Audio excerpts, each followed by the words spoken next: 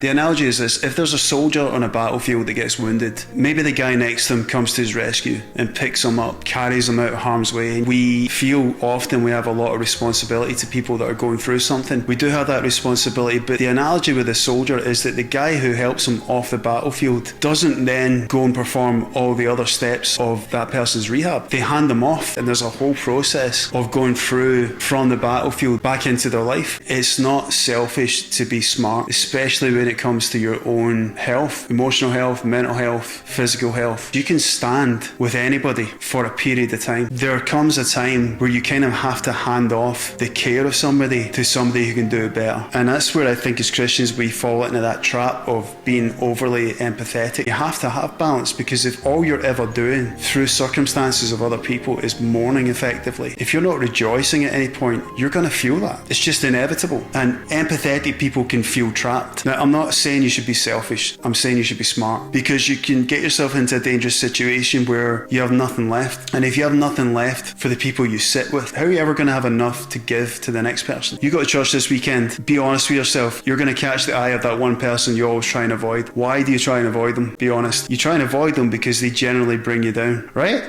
There are just some people like that. They just kind of bring you down. You can stand with them for a time, but you cannot sit with them. You have to sit around people that you are going to be able to pour into as they pour into you. And that old saying is entirely true. You cannot pour from an empty cup.